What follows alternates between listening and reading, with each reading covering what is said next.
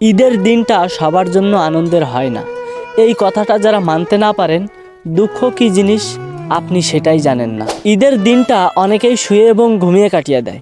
কিছু নেতিজনরা তাদেরকে বলে যে সারা বছর প্রতিটি উৎসব পালন করবি, আর ঈদের দিন আসলেই তোরা শুয়ে তোদের দুঃখ বোঝাবি, তোরাই হচ্ছিস রিয়েল ছাপড়ি।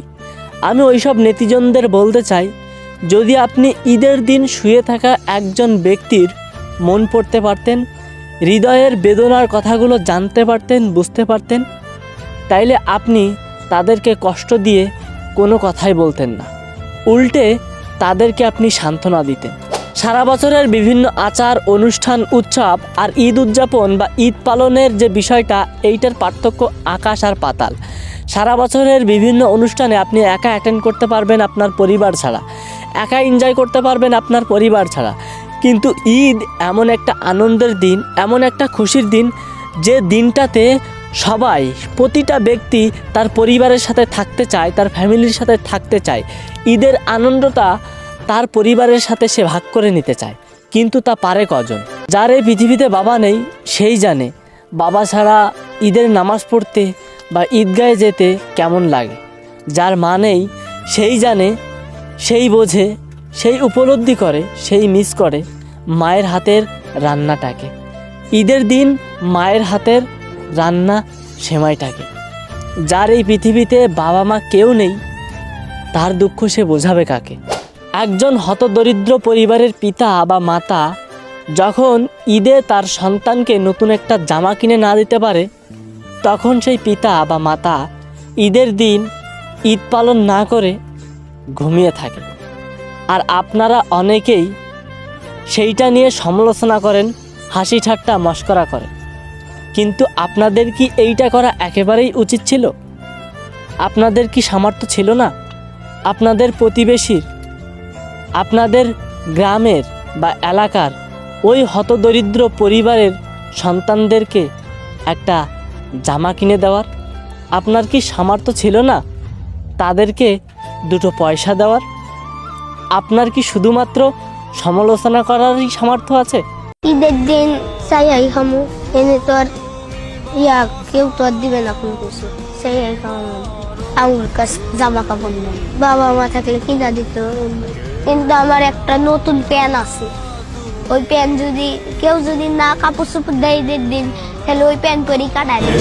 ঈদের দিনটা সবার জন্য খুশির এবং আনন্দের হলেও এইসব পথশিশুদের জন্য আনন্দের নয়। এইসব পথশিশুরা ঈদের আনন্দটাকে তার পরিবারের সাথে ভাগ করে নিতে পারে না, ঈদের খুশিটাতে সে খুশি হতে পারে না। যারা প্রবাস জীবন কাটাচ্ছে, নিজের আত্মীয় পরিজন, ফ্যামিলি, পরিবার ছাড়া দূর প্রবাসে, তারাই জানে ঈদ সবার জন্য আনন্দের হয় না, ঈদ সবার জন্য খুশি বয়ে আনে না।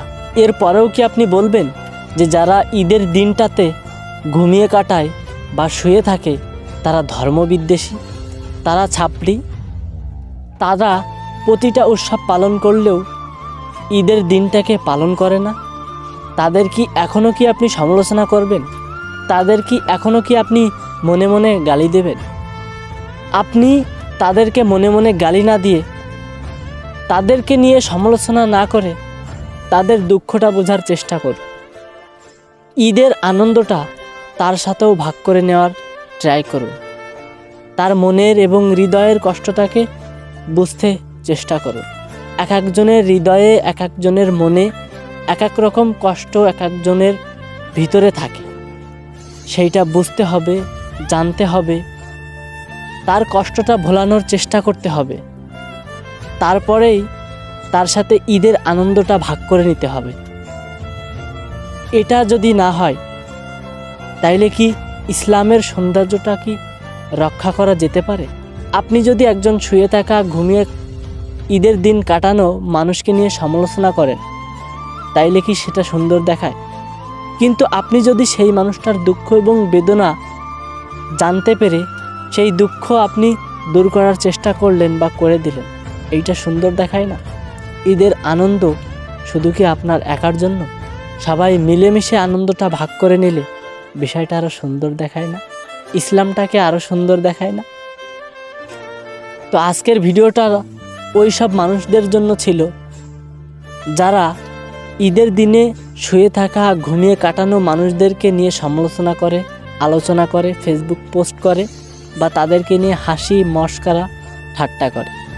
তো আপনাদের কাছে হাত জোর করে আবারও একটা কথা বলতে চাই, যারা ঈদের দিন শুয়ে বসে ঘুমিয়ে কাটায় তাদেরকে নিয়ে হাসি তামাশা বা মশকরা করবেন না।